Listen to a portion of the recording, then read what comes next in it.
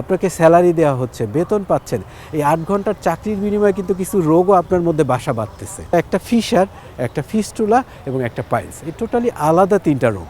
এবং একটা ব্যাপার হলো গিয়ে কি, এই রোগগুলো হওয়া থেকে প্রতিরোধের আসলে ব্যাপারটা কি? ব্যাপারটা হলো এই রোগগুলো হওয়া থেকে প্রতিরোধের একটা ব্যাপার এবং হওয়ার পরে আর একটা সমস্যা। ধরেন আমাদের মা এবং মেয়েদের এই রোগটা এখন অনেক বেশি কমন। আমাদের মা এবং মেয়েরা চক্ষু লজ্জার কারণেই হোক, সামাজিক সমস্যার কারণেই হোক, সেই ব্যাপারগুলো তার সন্তান, ইভেন হাজবেন্ড বা স্বামীর সাথে শেয়ার করতেও দ্বিধাবোধ করে।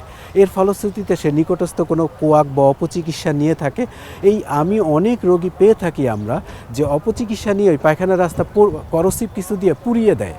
পুড়িয়ে দিলে ফলশ্রুতি কি, আমার মায়ের কষ্ট আরও বেড়ে গেল, আমার বোনের কষ্ট আরও বেড়ে গেল। সমস্যাটা কিন্তু সমাধান হইল না, আরও সমস্যাটা দীর্ঘায়িত হলো। অনেকে হোমিওপ্যাথি বা নানা ধরনের চিকিৎসা নিয়ে থাকেন। এইগুলো আসলে পরবর্তীতে কি হয়, পরবর্তীতে ভোগান্তি অনেকের আরও বেড়ে যায়। ঠিক আছে? সো এই জন্য আমরা এই রোগগুলো সম্পর্কে যদি জানি, তাহলে না আমরা প্রতিরোধের ব্যাপার নিব। আর আরেকটা ব্যাপার হলো গিয়ে কি, এই সমস্যাগুলো, ধরুন আপনি একটা চাকরি করেন 8 ঘন্টা, আপনাকে স্যালারি দেওয়া হচ্ছে, বেতন পাচ্ছেন, এই 8 ঘন্টার চাকরির বিনিময়ে কিন্তু কিছু রোগও আপনার মধ্যে বাসা বাঁধতেছে। RICL TMX, যুগের পর যুগ স্থাপনা থাকে মজবুত। আপনি 8 ঘন্টা 10 ঘন্টা চাকরি করার পর পর্যাপ্ত পরিমাণ পানি খাচ্ছেন না, পর্যাপ্ত পরিমাণ ভেজিটেবলস খাচ্ছেন না, পর্যাপ্ত পরিমাণ ফ্রুটস খাচ্ছেন না, আপনি হাঁটাচলা করতেছেন না, এক্সারসাইজ করতেছেন না। আপনি এই যে জীবনযাত্রায় যে পরিবর্তনটা আনলেন আপনার জীবন এবং জীবিকার তাগিদে, এটাই কিন্তু আপনাকে একটা রোগের মধ্যে ফেলে দিচ্ছে। সো আপনাকে পর্যাপ্ত পানি খেতে হবে, ফিজিক্যাল অ্যাক্টিভিটি বা এক্সারসাইজ করতে হবে, আপনাকে প্রত্যেক দিন শাকসবজি ফ্রুটস খেতে হবে এবং প্রত্যেক দিন আপনার পায়খানা বা বাউল হ্যাবিট বা বাথরুমে যাওয়ার অভ্যাস গড়ে তুলতে হবে। বিশেষ করে বাচ্চা পেশেন্টের ক্ষেত্রেও কষা নিরাময় করতে হবে, এক কথা। তো যদি আপনি এই ব্যাপারগুলো একটু মেনে চলেন, লাইফ লিডিংয়ে পরিবর্তন আসেন, তাহলে এই রোগগুলো থেকে আপনি আশা করি ভালো থাকবেন।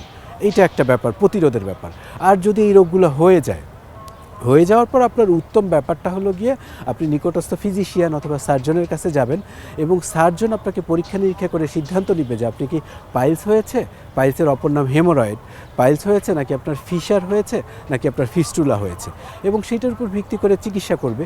সেক্ষেত্রে ওষুধ চিকিৎসা, কনস্টিপেশন নিরাময়ের কিছু ওষুধপত্র চিকিৎসা, মেডিসিনের চিকিৎসা, বিভিন্ন ধরনের চিকিৎসা আছে।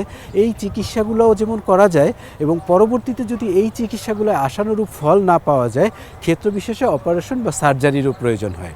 এবং এই সিদ্ধান্তটা আপনার সার্জন নিয়ে থাকবেন এবং আপনাকে পুরো ব্যাপারগুলো বুঝিয়ে তারপরেই একটা সিদ্ধান্ত নেওয়া হবে, যাতে আপনি ফলশ্রুতিতে এই সমস্যা থেকেও উত্তরণ সম্ভব হলো এবং ভবিষ্যতেও যাতে আবার নতুন করে আক্রান্ত না হন, এবং এই মেসেজটা যাতে আপনি কনভে করতে পারেন to your family, to your society.